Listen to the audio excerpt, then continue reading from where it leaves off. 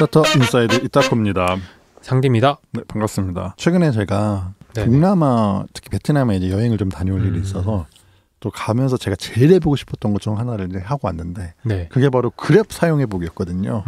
왜냐면 우리가 항상 얘기하는 것 중 하나가 슈퍼앱 얘기하면은 항상 얘기 나오는 게 당연히 위챗 얘기하지만 네네. 그 다음으로 얘기 나오는 게 그랩이잖아요. 그렇죠. 동남아 쪽에. 그래서 그랩은 어떤 사용자 경험을 줄까? 그다음에 어떤 서비스를 제공할까 너무 궁금해서 사용을 해봤는데 네. 저는 개인적으로 생각했던 것보다 사용자 경험이 너무 좋았어요. 어떤 부분에서요? 서비스의 완성도가 제가 기대했던 것 일단 이상. 근데 물론 그렇다고 해서 뭐 그랩을 너무 폄하하고 뭐 동남아 시장을 폄하하고 싶은 부분은 아니지만 또 우리나라 시장에서 제공하고 있는 서비스들의 완성도가 되게 높잖아요. 그러니까 선진국이 아니다 보니까 그런 부분을 조금 약간 의심을 하는 게 좀 있는 거예요. 그러니까 물론 그렇게 오해를 하실 수도 있을 것 같기는 한데 네. 그렇게 표현하고 싶지는 않고 그러니까 나는 이거지. 우리나라 서비스가 워낙 완성도가 높아서 내 눈이 상향 평준화가 이미 되어 버렸다. 그런 상황에서 그랩은 어떻게 잘할까는 저는 사실 제가 생각했던 것보다도 우리나라 네네. 서비스보다도 좋은 사용자 경험을 저는 줬다라는 일단 생각을 일단 한번 했고 그러면서 약간 그랩에 대해서 좀 궁금해지더라고요. 네네. 그래서 저희가 방송에서 그랩을 언급을 되게 자주 했었는데 저렇게 본격적으로 다룬 적은 없는 것 같아서 오늘은 그랩에 대해서 조금 한번 알아보자 라는 생각을 해서 제가 사용했던 경험기 네네. 그랩에 대해서 기업에 대해서 좀 이야기해 보도록 하겠습니다. 일단 이번에 여행을 가면서 네. 한국인으로서 선택권은 두 개가 있었어요. 그랩과 고잭. 고잭도 되게 유명하잖아요. 고잭도 유명하죠. 이거는 약간 인도네시아 기반으로 된 서비스. 네. 그런데 일단 제가 그랩을 사용했던 이유는 정말 간단합니다. 고잭은 우리나라 카드 등록이 안 돼요. 그게 생각보다 크더라고요. 글로벌화가 약하네. 생각보다 그게 좀 약하더라고요. 근데 우리나라 카드가 결국 비자로 연동되는 건데 비자가 안 된다는 거네요? 제가 그 여러 가지 우리나라 카드를 제 기억을 다 해봤는데 일단 제 카드는 다 등록이 안 되더라고요. 오류가 계속 비자랑 떴어. 마스터가 안 돼 있는 거 모르겠어. 안 되더라고요. 근데 그랩을 했다는 건 비자랑 마스터가 돼 있는 거예요. 그러니까 되는 거고. 여기서 갑자기 우리나라 현대카드 이런 거 해주지 않았을 거 아니야. 그렇지. 아무리 정태영 사장님이 열심히 돌아다닌다 해도 그랩까지 다이렉트로 하기는 힘들잖아요. 그때 검색했었을 때는 고잭에서 뭐 오류 나는 거에 대해서 얘기들이 좀 있긴 하더라고요. 아, 되긴 되는데? 되는 경우가 있긴 있나 봐요. 그러니까 정확하게 그 판단 기준은 난 잘 모르겠어. 무슨 택시가 랜덤이야? 카드가 결제가 되고 안 되고.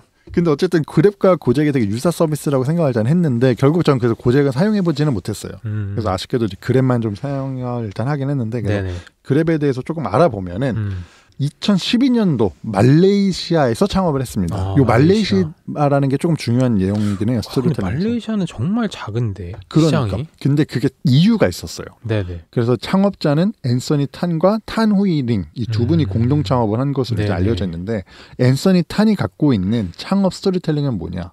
이분이 미국에서 공부를 하고 있었는데 유학생이야? 유학생입니다. 심지어 어디? 하버드 비즈니스 스쿨. 대단하네. 근데 더 대단한 뭔지 알아? 네. 탄 후이링도 하버드 비즈니스 출신이야. 아, 둘이 거기서 만났어. 동문이었네. 동문이었습니다. 클래스메이트여서 그래서 창업을 같이 했던 거였어. 같은 나라의 동문끼리 이제 모여 있었던 거죠. 어쨌든 앤서니 탄이 해외에서 친구가 놀러 왔는데 말레이시아 쿠알라룸푸르가 택시 경험이 최악인 걸로 전 세계에서 악명이 되게 높다라는 거예요. 왜요? 그러니까 택시가 일단 바가지도 되게 심하고 특히 외국인 여행객을 상대로 협상해야 돼 맨날. 그리고 이게 도로 맨날 협상해야 돼. 그러니까 다 협상을 해야 되고 그다음에 도로 상태도 그렇게 깨끗하지 않아서 그럼 뭐 인프라가 좀 부족하다라는 얘기도 아스팔트가 제일 안 깔려 그런 것도 있고 버스 같은 대중교통도 그렇게 활발하게 되어 있지도 않고 하다 보니까 인도로 걸어가기에는 인프라가 너무 안 좋아. 그럼 택시는 타야 되는데 택시 경험은 또 너무 안 좋고 바가지도 쓰여. 그러니까 이런 경험이 전체로 안 좋았다라는 거죠. 여기도 베트남처럼 오토바이 많이 타서 그런 것도 있을 그런 거에 수도 대한 있겠죠. 조금 그런 것도 있었겠네요. 그래서 이제 앤서니 탄 이걸 보고 이거 좀 문제가 될 수 있겠다라고 해가지고 당시에는 마이택시라고 하는 서비스 이름으로 그 하버드 내에서 하고 있는 뭐 창업 경진대회 뭐 비슷한 게 있었나 봐요. 이제 그때 아이디어를 냈는데 거기서 또 좋은 성과를 1위를 했나? 좋은 성과를 내가지고 큰 돈은 아닌데 어떤 뭐 상금으로 좀 받았나 봐요. 그거랑 자기가 갖고 있는 돈을 통해 가지고 탄 후이링을 꼬이신 거지. 같이 창업 한번 해보자라고 해가지고 들어와서 말레이시아에서 창업을 한 게 마이택시였던 거예요. 그게 그랩의 전신이에요. 그럼 원래는 그랩으로 바로 창업한 건 아니고 그렇죠. 마이택시. 시작하셨구나. 그래서 2012년도에 그렇게 창업을 한 다음에 2016년도 돼서야 그랩이라고 서비스 이름을 교체를 하고 그랩 자체는 뭐 유명한 성과들 중 하나는 뭐 동남아의 첫 데카콘으로 등록도 하고 지금은 스팍 통해 가지고 나스닥에 상장했습니다. 그리고 타이거 글로벌, 소프트뱅크, 디지추싱, 도요타, 부킹홀딩스 등 정말 내노라 하는 곳을 통해서 되게 큰 투자금을 받은 것으로도 유명하고 소프트뱅크가 그랩 상장하면서 회수했던 돈으로 또 약간의 숨을 좀 쉬었다라는 얘기도 좀 있기는 합니다. 2021년도에 스펙 상장 통해서 나스닥에 나스닥가 들어갔고 그런 식으로 상장을 했는데 원래 이것도 재밌는 얘기가 뭐냐면 원래 고잭이랑 합병하려고 그랬대요. 아 그때 그 얘기 있었죠. 하려고 했는데 그게 무산이 되면서 안 됐어? 나스닥 가자. 그래서 그때 2021년도가 그때 스펙 상장이 아직 좀 유행이었을 때잖아. 그래서 그때 그렇게 나스닥 들어갔다라고 알려져 있더라고요. 상장 자체는 성공적으로 했는데 제가 전체 주가를 보니까 좀 많이 빠졌더라고요. 그래서 지금 현재 그랩 서비스는 동남아 8개국, 말레이시아, 캄보디아, 인도네시아, 미얀마, 필리핀, 싱가포르, 태국, 베트남 서비스를 하고 있고요. 근데 이렇게만 보면 동남아가 인구도 6억 8천만 명. 그렇죠.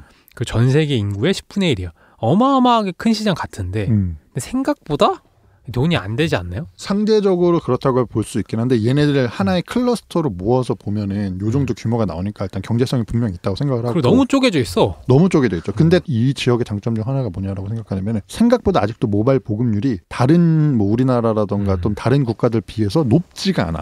그만큼 성장 가능성이 높다라고 나는 판단을 할 수 있는 것도 높다. 있고 실제로 그랩도 창업 초기에 모바일 보급률이 지금보다도 낮았을 테니까 이거를 어떻게 하면은 이 사람들이 모바일을 통해서 택시를 부르게 할까? 왜냐면 그 모수가 많아야지 나의 시장 파이가 커지는 건 똑같은 거니까. 그래서 소문에 의하면 앤서니 탄 창업자가 뭐 그 말레이시아라던가 다른 그 동남아 국가에 있는 통신사 찾아가가지고 여러 가지 제휴라던가 조금 더 보급률을 높일 수 있도록 여러 가지 뭐 캠페인을 같이 한다라거나 그런 여러 가지 노력을 했다라고도 알려져 있더라고요. 인프라를 깔았네. 뭐 그런 부분이 확실히 있는 것 같고 그래서 그랩에서 서비스하고 있는 게 되게 많습니다. 이것이 바로 슈퍼 앱이기 때문에 가능한 건데 일단 서비스하는 것들 일단 조금 간단하게만 얘기를 하자면 음식 배달 당연히 하고요.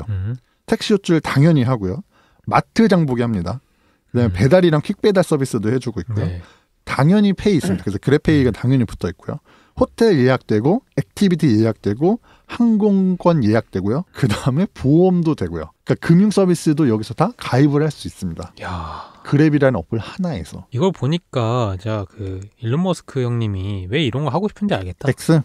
그 얘기도 이따 뒤에서 제가 좀 더 할 거긴 한데. 근데 이렇게 많으면은 어떻게 보면 저는 이런 동남아의 특수성도 있다고 봐요. 왜냐면은 여러 가지 서비스에 각각의 1등이 없다 보니까 이걸 파고들 수 있지 않았나 싶어요. 그러니까 얘기했던 것처럼 그랩 자체는 원래는 택시 호출 서비스가 초창기 서비스 모빌리티가 원래 메인이었던 모빌리티 서비스가 메인이었었던 건데 그걸 하면서 유저를 모으다 보니까 상대적으로 아직 시장이 덜 무르익었던 동남아 시장이니까 이렇게 빠르게 다양한 서비스 영역에서 확장을 해나갈 수 있는 거죠. 왜냐면 어차피 그랩이 깔려 있으니까 거기다가 음식 배달도 붙이고 그다음에 결제도 붙이고 그다음에 뭐 마트 장보기도 붙이기가 조금 더 용이할 수 있다. 근데 그렇게 되면 나중 되면 덕지덕지 붙어서 그렇죠. 어플 자체가 되게 무거워진다라거나 아니면 전체적으로 사용자 경험이 떨어진다거나 이럴 수 있는데 제가 경험했을 때에는 저는 꽤 높은 수준의 심리싸움으로서 사용을 했다라고 저는 일단 경험을 했었거든요. 그러니까 어떻게 보면 음식 배달부터 택시 호출, 뭐 마트 장보기, 배달 퀵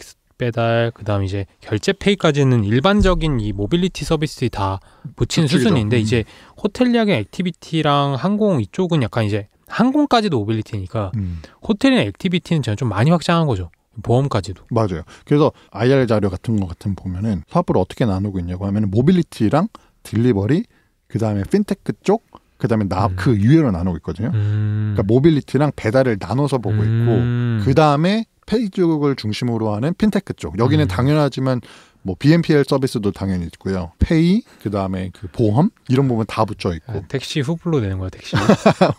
왜냐면 여기서 커머스도 하니까 뭐 판매도 할 수 있게 붙여놨더라고요. 그런 부분까지 좀 제공을 하고 있습니다. 이제 공동 창업자 2명에 대해서 조금 더 얘기를 하자면 일단 얘기했던 것처럼 앤서니 탄은 지금 CEO 역할을 하고 있고 가장 얼굴 마담을 하고 있는 간판 어떤 CEO로서 활동을 하고 있고 이분이 되게 유명한 그 부유한 말레이시아의 뭐 그냥 도련님입니다. 돈이 되게 많아요. 금수저네? 금수저입니다. 그냥 진짜 재미로 사업하셨네.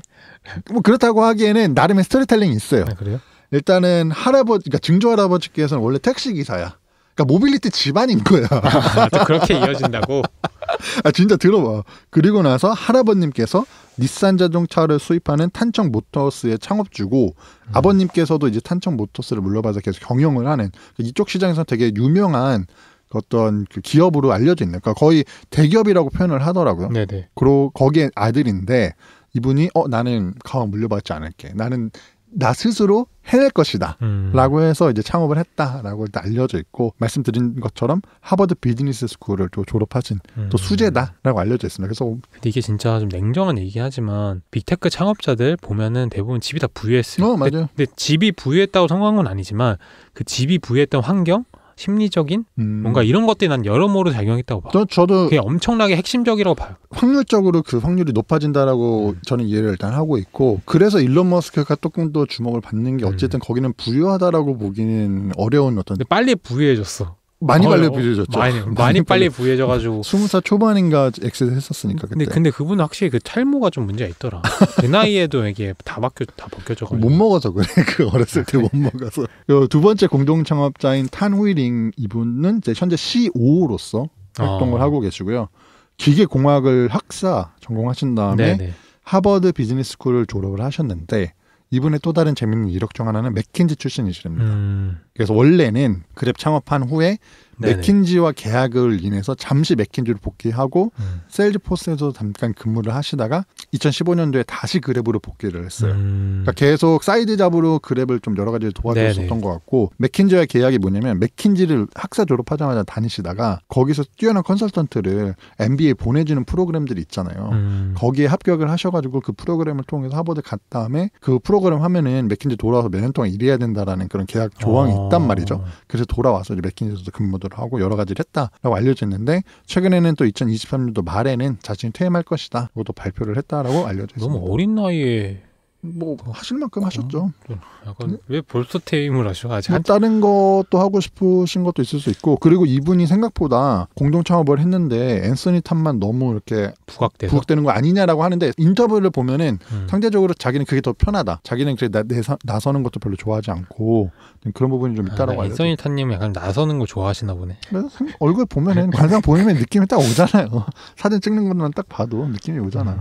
뭐 전체적으로 케미가 괜찮았었나 봐요. 그래서 재밌었던 게 탄 후이링님의 어머님께서 GPS 관련된 무슨 기술 능력이 있으셔가지고 또 많이 도와주셨다라는 얘기가 또 있어요. 왜냐면 모빌리티 할 때 초반에 능력자 집안이 GPS 그 기술이 필요하잖아. 그렇죠. 그래서 딸을 위해서 딸이 공동 창업한 이 그랩에 당시에는 마이텍시였죠. 그때 뭐 GPS 기술을 또 되게 밤낮 기술 고문으로 좀 약간 그런 역할을 하셨다라는 얘기도 있더라고요. 그래서 대단하다. 전체적으로 집안 자체가 좀 재밌는데, 진짜 이게 좀 그 집안이 좋아야 돼. 있으면 좋죠. 확률이 올라가니까. 그런 거 봤을 때 그랩이 2012년도부터 지금 뭐 2020년도 후 넘어와서 본다라고 하면은 제가 주목했던 연도가 4가지가 일단 있어요. 당연하지만 창업을 했었던 2012년도 부분이 있고, 네네. 그 다음에 2014년도를 봤는데 그때 그랩 카랑 바이크가 나와요. 그러니까 그때부터는 조금 더 택시뿐만이 아니라 여러 가지 라이드 쉐어링이라고 우리가 많이 부르는 우버 모델, 요때 이제 많이 갖고 들어온 거고. 해외 진출을 본격적으로 13년도부터 시작했네요. 그렇죠. 근데 제가 그쪽 문화권은 익숙하지 않아서 좀 그렇긴 한데, 우리가 동남아를 전체적으로 좀 하나의 어떤 그룹으로 보는 경향들이 좀 있잖아요. 네네. 그러니까 그게 좀 궁금해요. 말레이시아에서 싱가포르, 필리핀, 태국, 그다음에 인도네시아, 베트남으로 진출하는 것이 우리가 뭐 일본이라던가 아니면 동남아의 다른 국가로 진출하는 것만큼의 난이도가 있는 일일까? 왜냐면 하나의 경제권으로 많이들 분리를 하고 있으니까. 근데 이게 언어가 다른 건 있긴 하지만 동남아의 좀 약간 소득 상위권들은 대부분 화교 그룹이 많아서 또 그런 거 기점으로, 왜냐면 결국 돈을 내고 택시를 자주 탄다는 게 좀 어느 정도 소득이 되는 사람들 위주로 가잖아요. 대부분 대중교통 타든지 아니면은 택시 저기 바이크 이런 거 타다 보니까 그런 것도 조금 어느 정도 작용하지 않았나 싶어요. 그럴 수도 있죠. 네. 그다음에 또 주목했던 건 2017년도, 2018년도인데 2017년도부터 그랩페이라고 해서 핀테크 진출을 했고요.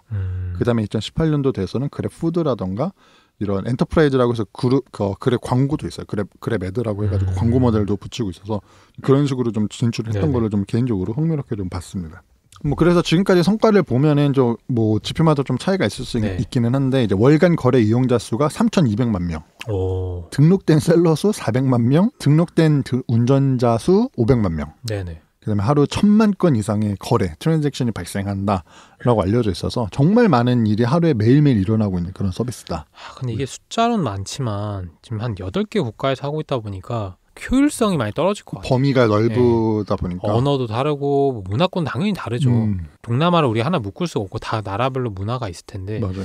그런 거 보면은 좀 확실히 한 대륙에 때려 박는 거랑 여러 개 쪼개서 하는 건 좀 한계가 있네. 저는 그래서 그랩의 사용자 경험이 좋았다라고 느꼈던 이유 중 하나가 뭐냐면 제가 가장 많이 당연히 사용했었던 거는 이제 모빌리티 쪽이었거든요. 네네. 그 아무래도 뭐 불러야 되니까. 근데 제가 있었던 지역은 바이크까지 할 수 있더라고요. 난 그게 일단 좀 신기했고 이번에 조사하면서 다른 지역을 보니까 태국이었잖아요. 네네. 그럼 뚝뚝도 부를 수 있어. 아, 툭툭. 툭툭도 부를 수 있고. 그래, 툭툭 정도 부를 거면은 그 툭툭을 바꾸시는 게 좋은. 툭툭 너무 위험한데. 어쨌든 그러니까 각 지역마다 그다음에 뭐 차 사이즈도 당연히 그냥 4인승도 있기는 하지만 뭐 좀 더 뭐 짐이 많다거나 사람이 많다라고 하면은 뭐 7인승도 부를 수 네네. 있고 이게 전체적으로 옵션이 국가마다 다르고 상황마다 다르게 이게 좀 제공되는 것이 저는 좀 흥미로운 요소지 않았나. 저도 써왔습니다. 음. 저는 베트남 다낭 갔을 때 써봤고 저는 개인적으로 사용자 경험이 좋지 않았어요. 어떤 부분에서 안 좋으셨어요? 그러니까 앱이 너무 좋다 보니까 반대급부로 안 좋은 게 있었던 게 그냥 어떤 택시 기사분을 타고 싶지 않았는데 타고 숙소로 왔어. 근데 이제 다른 데 가야 돼가지고 바로 그분 내리고 이분의 택시 사용자 경험이 안 좋아서 다른 택시로 갈아타야 되겠다 해서 바로 콜을 불렀는데 바로 그분이 잡히더라고. 당연히 근처에 있으니까. 취소하려고 하는데 바로 또 탑승이 처리가 돼가지고 취소 못하고. 그래서 제 개인적으로 사용자 경험이 안 좋았다. 저도 비슷한 경험이 있긴 했는데 네. 저 같은 경우도 이제 식사를 하려기 때문에 이제 이동을 했는데 네. 내렸는데 생각보다 별로 원하는 데가 아니었어. 아, 식당이? 근데 왜 거기 식당이 애매했냐면은 네. 그 드라이버분이 추천해준 곳이야? 추천해준 곳이야. 그래서 들어갔다가 아니라고 나가자 해서 나왔는데 이동을 해야 되잖아. 네. 다른 데 가야 되니까 그분이 또 잡힌 거야. 뭔가 민망하잖아 서로. 민망하지. 뭐 추천을 기껏 해주셨는데. 내가 약간 틴더나 이런 소개팅 어플에 내 연락처 있는 사람 매칭 안 되게 약간 이런 기능이 그런 있으면 기능이 어떨까? 아니면은 한 번 매칭된 데 한 사람은 뭐 건너뛰기 하기 약간 그런 요. 그렇게까지 디테일하게 하기에는 근데 그런 부분 저도 다소 아쉽긴 했다. 하지만 전체적으로 저는 사용자 경험이 꽤 괜찮았고 재밌었던 게 이제 당연하지만 사용자 위치 기준으로 목록이 따로 구성이 돼요. 그래서 제가 지금 한국에서 그랩 어플 들어가면은 할 수 있는 게 거의 없어요. 아니, 할 수 있는 게 있어요? 그 무슨 몇 가지 옵션이 뜨긴 하는데 그건 사실 의미 없는 것들이 떠요. 아예 거의 못 쓴다고 생각해야 돼요. 당연히 그렇겠죠. 그 다음에 그 지역 내에서도 재밌었던 게 어떻게 보면은 좀 이렇게 외진 데에 갈 수도 있잖아요. 네네. 그러니까 뭐 정말 배달이 오기 힘든 지역. 그런 데는 배달 옵션이 아예 활성화가 아예 안 돼요. 아예 보이진 않아. 그래서 저는 그런 게 좀 재밌었다고 생각을 하고 당연하지만 뭐 준비 상태, 그다음에 배달 뭐 위치 상태, 그다음에 드라이버 위치에 실시간 지도 표시해 주는 거는 당연히 제공을 하고 있고 생각보다 베트남 택시가 비싸더라고. 전체 어떤 그 물가 수준을 봤을 때는 좀 낮지 않은 가격이에요. 전 그래서 이번에 바이크를 타보고 싶었는데 기회가 없어서 바이크를 못 타봤습니다. 그 가끔씩 이렇게 보면은 그 여행객분들 중에 바이크를 뒷자리에 타고 가시는 분들이 있더라고요. 그래서 저는 다음 기회가 되면 꼭 한번 타보고 싶어요. 그냥 바이크를 빌리시지. 뒷자리에 타는 건 더 불안할 것 같은데. 근데 한번 타보고 싶었어. 그 뒤에 보셨잖아요. 그 핸드폰 하면서 이게 운전하면 핸드폰 본다니까요. 맞아요. 진짜 잘하시더라고요. 아니 잘하는 게 아니라 그 잘못된 거죠. 그래서 그때 저는 우연히 그 한국어를 할 수 있는 기사분을 만나가지고 여러 얘기를 나눴는데 사건 사고 정말 많이 난대요. 그런 것 때문에. 네, 엄청 자주 난대요. 근데 바이크를 진짜 많이 타시더라고요. 핸드폰 하니까 문제지. 내가 그거 잡아야 돼. 교통경찰 나와가지고. 근데 그 리소스가 너무 많이 들어서 아마 잡기는 쉽지 않지 않을까. 워낙 많은 사람들인데 그걸 경찰을 어떻게 다 잡고 있어. 그치, 다 도망칠 텐데. 그래서 뭐 당연하지만 드라이버의 프로필 정보도 다 보여주고 있고 제가 또 재밌었던 부분 중 하나는 채팅 기능인데 일단 제 기억에 맞다라고 하면은 카카오 택시도 그렇고 배달의 민족도 그렇고 내가 드라이버랑 직접적으로 커뮤니케이션하는 툴이 없는 걸로 저는 기억을 하거든요. 맞아요. 근데 여기는 채팅방이 자동으로 생성이 돼요. 맞아요. 그러니까 뭐 그게 배달이 됐던 아니면 모빌리티 같이 내가 어떤 택시를 불렀다고 했을 때 채팅방이 생성이 되고 채팅 번역 기능이 자동으로 제공이 돼요. 그래서 라인에 번역하는 그런 거죠. 거의 그 정도 수준. 그리고 생각보다 그 수준도 높아요. 그 번역의 수준도 저는 되게 높았다고 생각을 일단 하고. 자체 번역 엔진을 쓰나? 그럴 수도 이 정도 그랩 정도 수준이면은 번역 엔진을 스스로 갖고 왜냐면 어차피 배달민족도 그렇고 카카오택시도 마찬가지고 어차피 쓰는 표현은 거의 동일할 거예요. 왜냐면 어디쯤 오셨어요? 뭐 근처 가고 있습니다. 그렇네. 어차피 쓰는 표현들은 비슷비슷하기 때문에 완성도가 그 범위가 넓을 필요는 없어. 번역을 하는 부분에 대해서.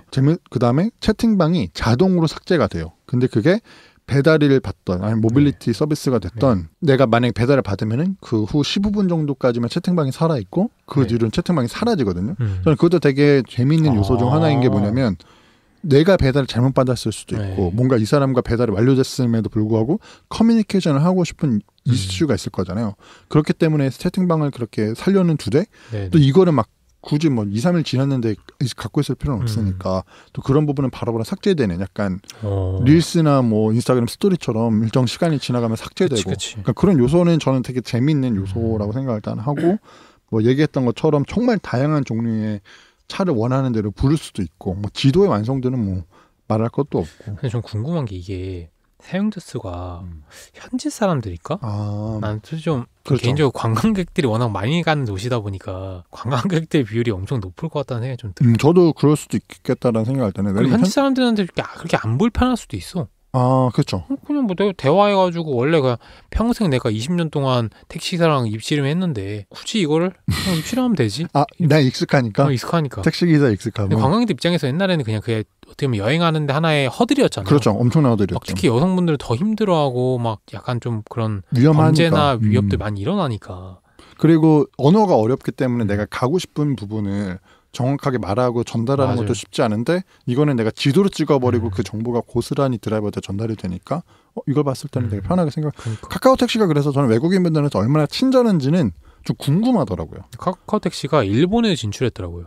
그래요? 일본에 불러보니까 가격이 한 1.5배 더 붙더라고요. 그래서 사용을 안 하려고. 근데 택시 자체가 일본에서는 굉장히 비싼. 근데 거기에 또 더 붙는 거야. 그러니까 더 비싼 거잖아. 그 정도면 카카오 블랙 타는 수준은 우리나라에서. 그러니까요. 그래서 궁금해서 그랩이 요즘 돈 어떻게 벌고 있냐 좀 봤는데 아까 얘기했던 것처럼 크게 이제 배달, 모빌리티, 금융, 그다음에 엔터프라이즈 신사업 부분 4가지로 이렇게 나눠가지고 자기들의 사업을 소개하고 있는데 배달이 이제 올해 2분기 한 2.9억 달러 하고요. 모빌리티가 2.1억 정도 달러 정도 하고 금융이 4천만 달러. 그다음에 엔터프라이즈 신사업이 한 2,700만 달러 이렇게 하더라고요. 그러니까 아까 그 여행이나 이런 거 아직 다 약간 정말 조그만해. 그래서 조그만해. 제가 봤을 때는 생각보다 그러니까 금융이라고 하는 그 그랩페이 부분이 여기 포함될 것 같은데 그쪽 매출이 높지가 않더라고요. 저는 오히려 그쪽 페이 쪽, 그러니까 금융 쪽에서 좀 좋은 수익이 나고 배달이나 모빌리티하고 좀 떠받들어주는 뒷받침해주는 그런 요소라고 생각했는데 아직까지는 배달이 가장 비율이 높고 이분이 학교 졸업하고 바로 와서 그래요. 월가에 잠깐 있었으면은 오히려 비율이 달라졌을 거다. 오히려 좀 더 페이에 좀 더 화두를 찍었을 것이다. 잘하실 거니까. 그렇죠. 월가를 안 찍고 오셔가지고 약간 아쉽다. 좀 한번 찍고 하셨어요. 커리어 빌드업을 거기 잠깐 힘들겠지만 당연히 부자니까 그렇게 힘든 생각 힘들겠지만 월가 한번 굴렀으면은 거기에 좀 여러 방법으로 돈 버는 방법을 많이 배우시고 했으면 더 좋지 않았을까. 그게 좀 아쉽다. 그게 다소 아쉽다 저도. 하지만 그래도 슈퍼앱의 어떤 대명사 중 하나는 그랩도 좀 포함이 될 수 있으니까 전 그런 부분에서 봤을 때는 그랩이 정말 우리나라에서 파편화되어 있는 여러 서비스들을 그랩이라는 하나의 어플에서 할 수 있는 거는 되게 독특한 경험이었고 저는 개인적으로 또 이런 데 워낙 관심이 많은 사람으로서 그리고 동남아에선 필수적인데 생각보다 현금으로 결제가 아직도 저는 좀 일반적이다. 카드도 잘 안 받으시더라고요. 그쵸. 카드도 잘 안 받. 그러니까 당연한 거긴 해요. 그러니까 페이로 넘어갔다라는 거는 카드 결제보다는 모바일 페이 결제가 조금 더 빨리 도입되는 시장의 특성으로 나타나니까 카드 안 받는 건 이해가 좀 되는데 그랩페이도 막 그렇게까지 안 받으시는 것 같더라고요. 그래서 아직 그 계좌가 없으신가? 여기 그랩페이는 어떤 구조인지 모르겠는데 뭐 통장 개설이나 이런 게 좀 그러니까 통장에 연동돼 있는 거면은 통장 개설하는 게 힘든 거고 아니면은 정말 이 페이에 대한 제휴가 많이 안 돼 있다 보니까 안 쓰는 건지 아직 그건 좀 잘 모르겠네요. 그러니까 그걸 좀 한번 알아보면 좋을 것 같은데 제 느낌엔 제휴가 잘 안 돼 있는. 그러니까 일반 가서 대부분 현금으로만 받으시려고 하는 그 문화적인 특성이 아직까지 좀 물론 제가 간 지역의 어떤 특수성이라고도 하면 할 수 있을 것 같긴 하는데 비슷할 거예요. 그런 차이가 있었다. 그래서 슈퍼앱에 대해서 간단하게 얘기를 하자면 2010년도에 블랙베리 창업자인 마이크 라자디스가 처음 소개한 개념으로서 그때 표현이 이랬다고 합니다. 슈퍼앱은 한번 사용하기 시작하면은 사용자들이 이전에는 이 슈퍼앱 없이 어떻게 생활했었는지 궁금하게 만드는 그런 어플이다. 라고 이제 소개를 하면서 처음으로 이제 슈퍼앱이라는 어떤 용어가 좀 알려지기 시작했고요. 뭐 당연하지만 중국의 위챗이 제일 유명하죠. 그 위챗은 제일 잘하고 있는 슈퍼앱 중 하나인 거고. 근데 이게 방금 얘기한 슈퍼앱을 한번 사용하기 시작하면 이전에는 이 슈퍼앱 없이 어떻게 생활했었는지 궁금하게 만든 앱입니다. 그거 어디서 많이 들어본 멘트 아니에요? 어디서 들어봤지? 쿠팡 창업자 그래요? 김범석 의장이 항상 얘기하는 맞네. 쿠팡 없이 어떻게 살았을까? 따오신 게 아닐까. 네. 또 이렇게 레퍼런스로 갖고 오시지 않았을까라는 생각도 근데 들어요. 이게 이 블랙베리 창업자 마이크 라자디스 이분은 슈퍼앱이라는 단어만 남기고 가셨네요. 그러니까 나도 그 생각했어. 그래서 지수님의 꽃이라는 노래 생각났어. 슈퍼앱만 남기고 남기고 갔단다. 그렇죠. 그래서 위챗이 생각 보니까 월간 활성 사용자 수가 13억 명입니다. 뭐 비교가 안 되네요. 진짜 엄청난 숫자라고 저는 생각이 들고 뭐 당연하지만 슈퍼앱이라고 해서 위챗의 생태계는 정말 그랩보다도 더 다양한 것을 할 수 있는 걸로 좀 알려져 있고 일론 머스크 아까 잠깐 얘기 나오셨던 것처럼 X 가지고 지금 슈퍼앱 가겠다 네. 이 얘기를 하면서 제가 이가 언급된 그 트위터가 있다고 해서 찾아봤었거든요. 그때 이제 이렇게 표현을 하더라고요. 표현의 자유를 보장하고 슈퍼앱인 X를 가속화하기 위해서 여기서 이제 슈퍼앱이라는 표현이 나와요. 그래서 X 코퍼레이션에 의해 트위터가 인수되었습니다라는 식으로 트위터에서 이제 일론 머스크가 발표를 하면서 이제 우리는 갈 것이다 슈퍼앱으로 그러니까 이런 얘기를 하는데 잘 될지는 사실 잘 모르겠어요. 근데 저는 일론 머스크가 보는 슈퍼앱은 위챗이나 그랩은 아닐 것 같아요.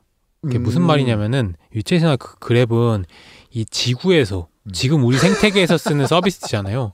근데 예를 들면 진짜 일론 머스크는 나중에 화성에서 쓰는 서비스 슈퍼앱. 예를 들면은 뭐 팔콘 9 타는 거, 모빌리티가 아니라 우주선 타는 거. 그다음에 이동할 때는 뭐 그 사이버 트럭 부르고. 그렇죠. 그리고 약간 숙박은 저기 뭐 우주 정거장 이런 데서 자는 거.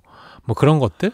아니 좋은데 그거는 앞으로 10몇 년 뒤 얘기고. 그러니까 나 그걸 생각하는 것 같아. 아니면 블록체인 쪽으로 아예 가든지 웹3 쪽이나. 저는 블록체인 붙일 것 같고 일반적으로 이런 위챗처럼 무슨 뭐 모빌리티, 뭐 배달 이런 거 붙이진 않을 것 같아. 난 그렇게 하면 난 실망이야. 나는 할 것 같고. 나도 그럼 그 책 약간 좀 아쉬워. 나도 샀거든. 그 겁나 비싼 거. 이거 비싸죠. 읽는데 시간 많이 쓸 것 같은데 내가 만약 일론 머스크가 거기 배달 붙이고 이러면 난 실망이야. X에다. 저는 붙일 것 같아요. 그러니까 제가 뭐 위고비 주문하기 약간 이런 거 시키면 나는 약간 좀 실망할 거야. 난. 위고비 주문하기는 자기가 필요해서 붙이는 거니까 난 무조건 붙일 것 같은데. 위고비, 그러니까 이거지. 위고비 트위터 계정에서 쇼핑 바로 하기 이게 있어야지. 내가 생각했을 때 일론 머스크가 하고 싶은 것 중 하나는 뭐 당연하지만 핀테크 붙이고 싶은 거예요. X에다가. 왜냐면 자기가 옛날에 페이팔 할 때 X닷컴 때 원래 하고 싶었던 게 그거잖아.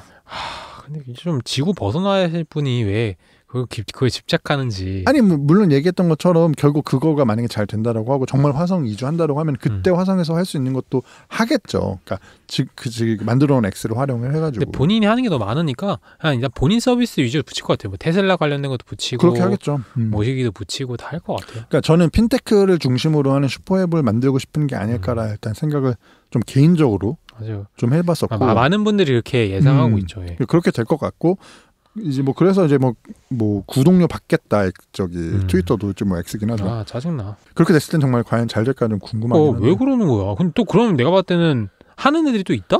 하죠. 당연히 하죠. 또 그대로 간다? 그렇죠. 그럼 또 그거 약간 내게 애매한 사람들, 약간 좀 액티브하게 사용하지도 않고 그렇다고 안 사용하지도 않고 중간에 있는 나 같은 사람들 약간 애매한 거야. 애매하죠. 이거 돈을 굳이 돈 내고 써야 돼? 근데 아마 큰 돈이 아닐 거란 말이야. 뭐 진짜 뭐 우리나라 돈으로 치면 언더 10,000원일 거잖아. 거의 10,000원도 안 된 돈으로 하기 때문에 진짜 제가 봤을 때 비싸야 6-7천 원?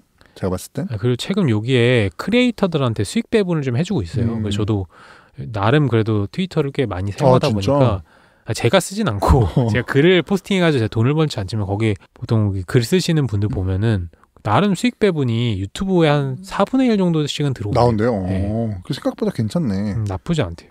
그러니까 그러면 인플루언서나 크리에이터 입장에서는 그걸 안 쓸 수는 없는 거야. 근데 이게 약간 또 재밌는 게 블루마크 한마디로 인증받는 거잖아요. 인증받는 게 아니에요. 이제 그 구독하면은 그걸 붙여요. 구독하면 블루마크를 붙여줘. 그 개념이 아니야. 우리 그 공짜 서비스랑 달라. 다르구나. 유료 서비스는 다르구나. 이래서 돈 주고 살 수 있어. 약간 우리 진짜? 유료 아이템 사듯이 그게 붙여요. 그 산 사람은 그게 붙어. 그럼 이제 그 사람들끼리 포스팅을 보면은 수익이 많이 올라간대. 그러니까 우리 나같이 공짜인 애들이 아무리 백날 보고 좋아요 눌러봤자 의미 없는. 가장 좋은 거는 내가 어떤 크리에이터의 팬이라고 하면은 내가 일단 블루마크를 내는 유저여야 되고 내가 그 사람의 컨텐츠를 많이 소비를 해줘야지 결국 내가 사랑하는 크리에이터한테 더 많은 돈이 과금이 돼. 그러니까 돈이 들어갈 수 있는 수익 구조가 발생하는 거네요. 모르겠어요. X가 어떻게 될지 모르겠는데 어쨌든 슈퍼앱 한다고 하니까. 근데 그래도 80% 정도 구조 조정하고 새롭게 빌드업하면서 거의 BEP도 달성했다고 하더라고요. 그래서 뭐 전체적으로 시그널은 좋은데 이 문제는 이제 슈퍼앱으로 정말 갈 것이냐. 그리고 핀테크 서비스 나오는 걸 좀 봐야 될 것 같아요. 어떤 형태가 될지. 이제 또 이게 정치의 계절이 다가오잖아요. 아 그렇죠. 그럼 잘 될 일만 남았다.